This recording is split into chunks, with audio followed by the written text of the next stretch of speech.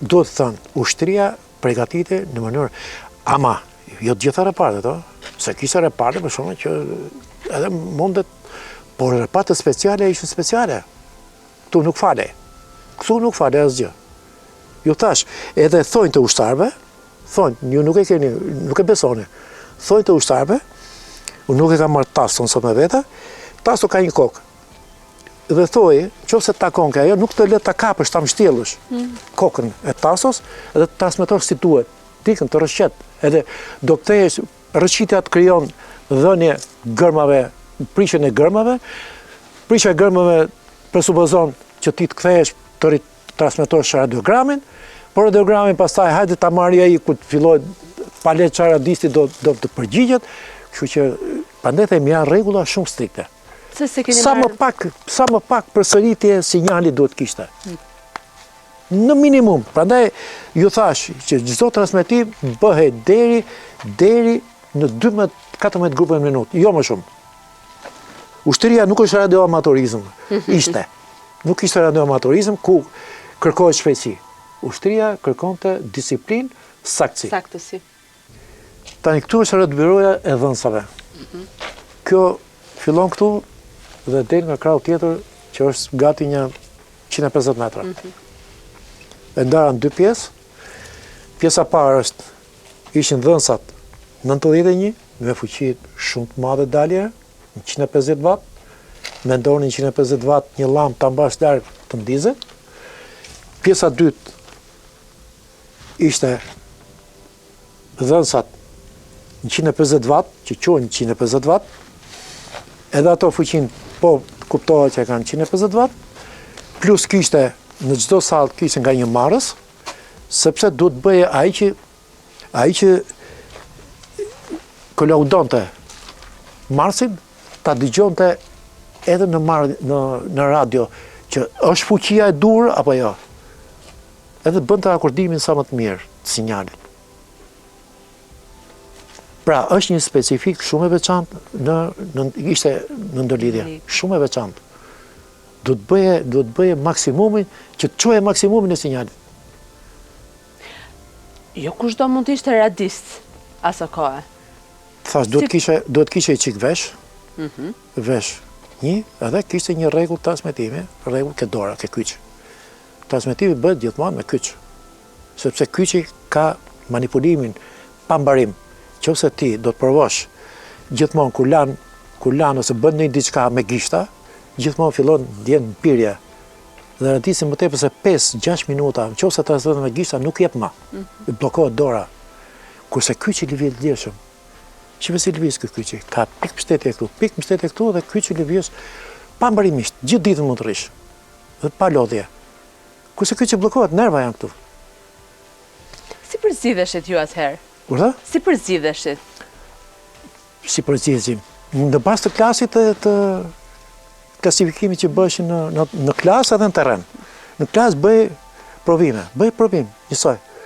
Ishte një format, radiogrami, me 100 grupe, 10 kështu, dhe nuk duhet bëje më tepër se 3 gabime.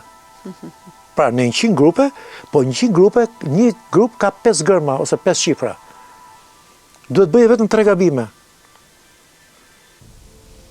Ju para ushtrisë kishit mbaruar shkollën? Jo, isha gjimnazist. Nga gjimnazi, në ushtri. Bile njëre për kuriozitet kjo, më quan më saktuan gard, vajti i matë e ktheu, i tha, jam gard. E dua këtu. Erdha këtu. E kisha dhe qep, se e kisha mësuar alfabetin që përpara, ma kisha mësuar live, që kisha përpara me ushtarë. Edhe e pata edhe dhunti nga filmat e nga këto. Tani unë du të tërgoj një sekret. Sa i rëndësishëm është transmetimi korrekt në telegrafi. Qofse e keni dëgjuar Ricard Sorgen, keni dëgjuar? Ricard Sorgen është ai që i dha Stalinit sinjalin që ushtria japoneze nuk do sulmoje. Pra ishte agent rus në Japoni. Dhe ky kishte një radist vetëm, që quhej Max Klauze. E di ky është djegur vetëm për një gërm. ajo që u thash, që nuk dha gërmën e mbylljes, gërmën kë, ta, ti, ta.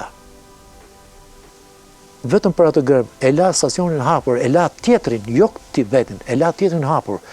Por japonezët kishin shpikur një aparat që ti duhet, po transmetoje 15 minuta, a i të identifikonte ku ishe. Dhe radisti ati bëri një gabim, e la pa mbyllur, a i korespondenti vet e la hapur, u kapa i, e gjetën japonezët dhe, pastaj zinxhiri, reakcion zinxhiri, shkor. E kuptonin se e rëndësishëm është.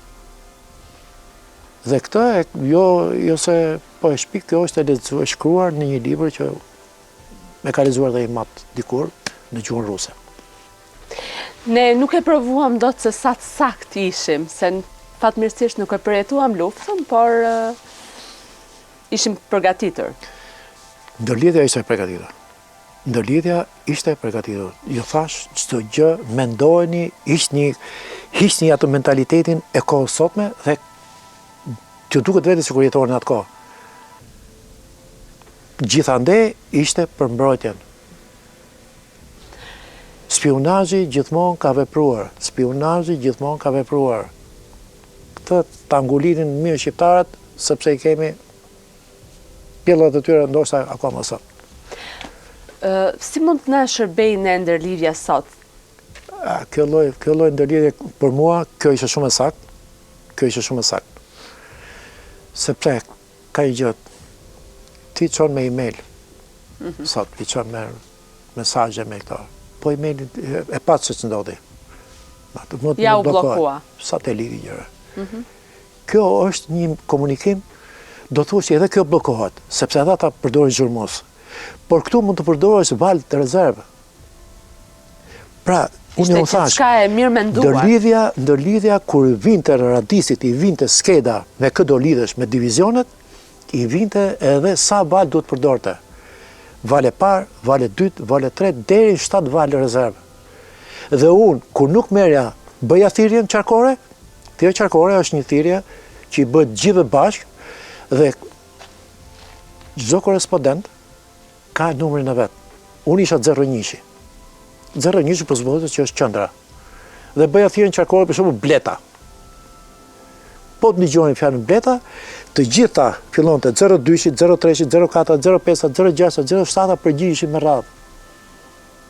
Nëse unë nuk dëgjoj, ata nuk më dëgjojnë mua, 1 minutë do ta përsërisja. Do ta përsërisja edhe një herë tjetër, pastaj kuptohet, edhe ata e dinin, çdo gjë ishte e qartë sepse është shkruar në rregullore, që duhet kaloni ke vala 2. Po kështu ke vala 3, po kështu ke vala 4. Pra pa u vërtetuar, pa u